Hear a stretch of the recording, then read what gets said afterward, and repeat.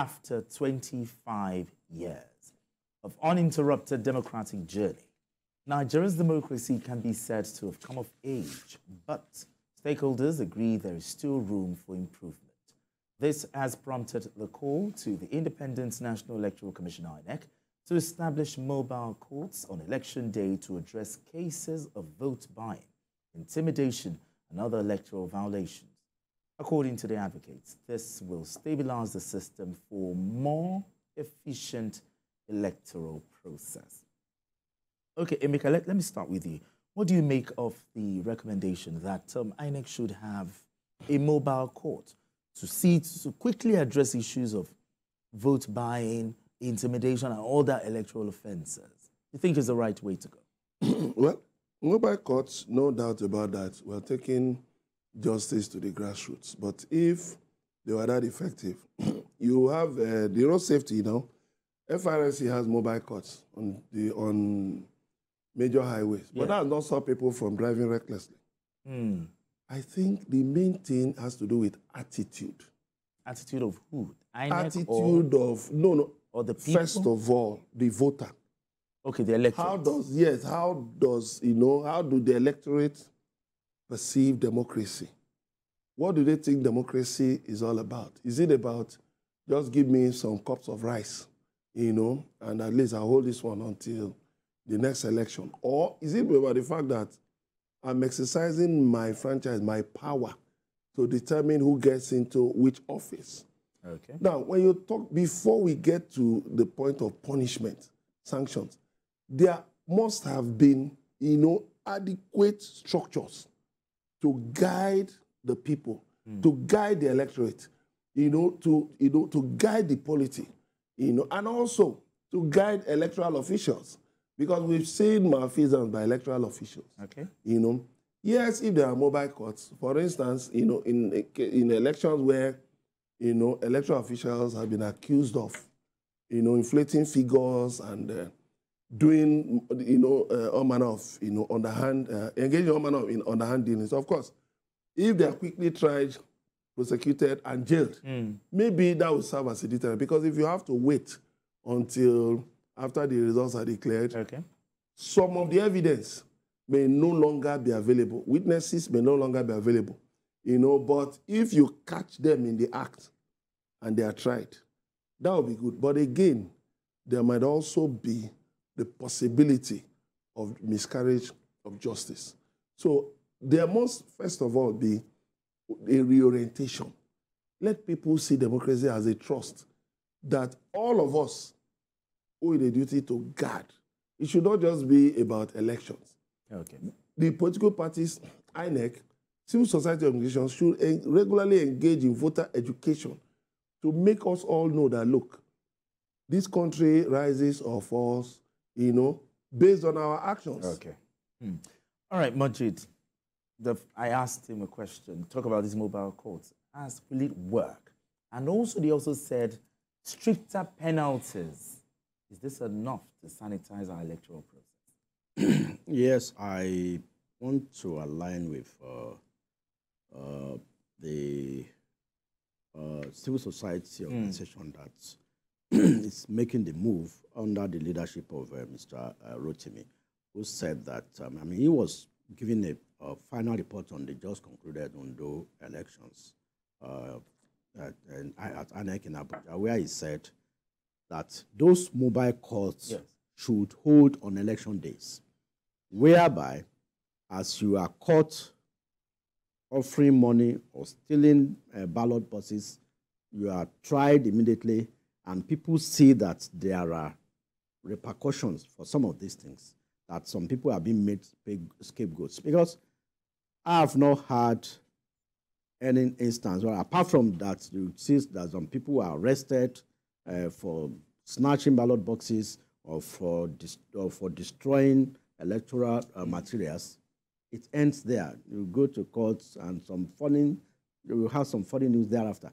But if, as we have sanitation courts in different parts of the country, if on election day, those mobile courts are set up and people are seeing that, yes, there are penalties to pay for certain election malpractices. And I think it will serve as a deterrent and reduce the incidences we have on election days. But Majid, we have electoral laws. We have other courts that, that handles election matters. Yes. Are this not enough to check all of this? Or we need more? No, you see, these are not, okay, now if there is they will go to a normal court, for example. Yes. There are more serious cases in those courts than for it to be given a speedy trial. Okay, if you take a case of somebody who snatched a ballot box to the courts, it's a bailable offense. The person will come back. Maybe that case might not be concluded even before another election cycle. But if they are tried right there immediately on election day, it will serve as a deterrent. Probably, maybe. I mean, and reduce these incidences. Yes, incident. Yeah, so that's why I feel, yes, I want to support the idea of that. But then the onus is on the politicians to ensure that they don't have a do-or-die mentality towards election. Look at the election in Ghana, the presidential election in Ghana that took place last week. It has become a reference point to the fact that I'm happy that our INEC chairman was there. Yeah, was there to take notes. Monitors. So we have a lot of lessons to learn. Immediately, the incumbent president conceded to the person who defeated him, the former president, who came back. Yes. To the incumbent vice president actually. Yes. So we have a lot to learn from what happened in Ghana. If a process is transparent, I mean, people won't have any cause to doubt the process. Okay. Yeah, we need to up the ante, and INEC should do more, especially with its beaver system and stuff like that, so that people will have some sense of confidence in that process. Okay. It's quite important. Should political parties be held responsible for, for the electoral offenses that mar our election process? Well, I'll say yes and no. Yes, because they, the Supreme Court, has said, I think it was in the case of Amechi, that is a party that produces the candidate, is a party that presents the ticket. So the party owns the ticket. The party controls the candidate. And the party ought to make it clear to its candidates that if they get involved in any act of malfeasance, that they will be held liable. They and the party will be held liable. Now, where parties are fined for such things, they will be more careful. They will be stricter on their candidates. They will ensure that candidates who are not ready to abide by the Electoral Act, by the Constitution, and by the internal rules of the party will not be given tickets. Yes. And then, to that extent, yes, you can blame the party, but also the candidate. What I would say no is that, you see, there, when you have so much influence peddling, money, money being pumped into the electoral process.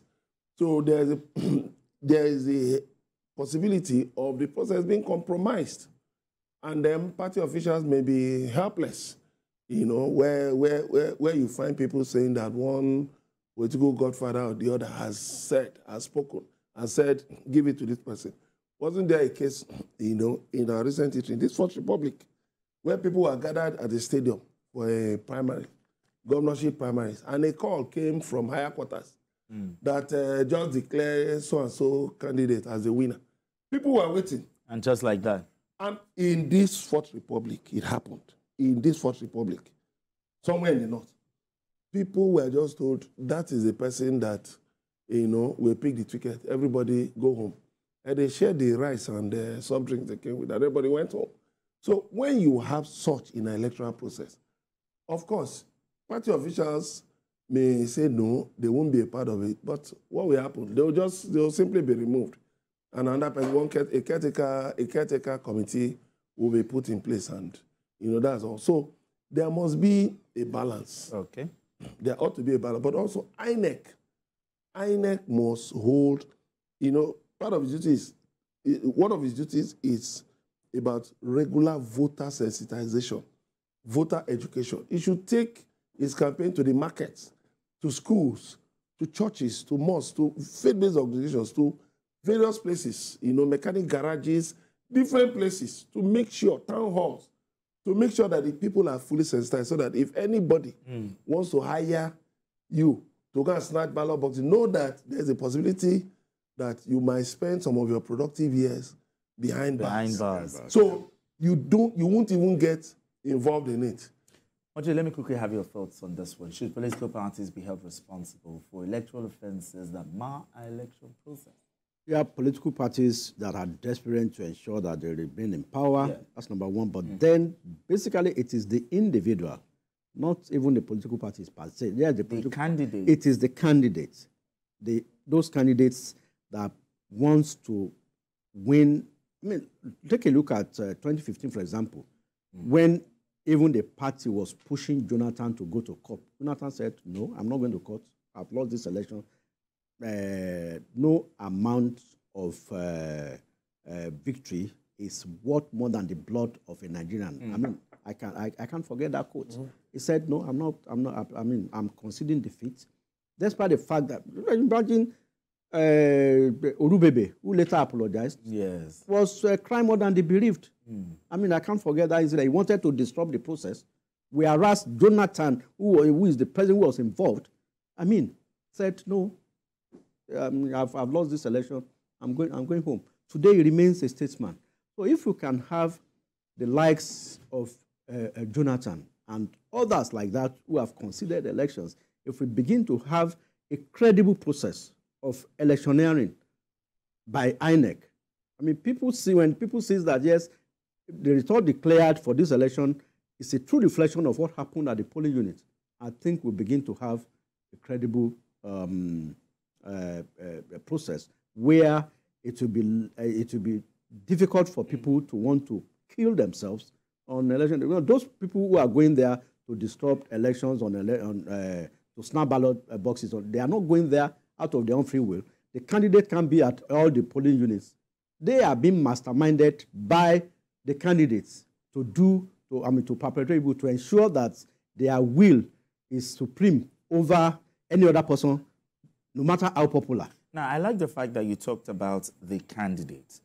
Should we have laws that will hold these candidates accountable for their actions, the inflammatory words, campaign tones? Of course, those laws... We have the laws already. They are there. They are right in the Electoral Act. Why is INEC not implementing its own law? You see, the INEC will tell you that they are overwhelmed, that they have a lot. They don't have the personnel. They don't have the resources. How many litigations they have going on? More than 3,000 all over the country. So it's difficult for INEC, but I think we need to strengthen the process, to institutionalize the process more so that we know that if some people are made scapegoats, if you sponsor political thugs, if you sponsor ballot snatchers on election day, yes, apart from the person who is caught snatching the ballot box, the candidates of the political party involved should also probably be banned or should be charged alongside the person who is snatching the ballot box. So they will know that there is a collaboration, so that there is a collective justice, that is served to both the sponsor and the person and the culprit. And I think that will probably reduce all these things we see on election day. Do you think INEC should be blamed for not implementing its own laws? No, of course, INEC should be blamed, but there has been this call for an independent commission on electoral offences. Yeah, Electoral Offences Commission. An Electoral Offences Commission.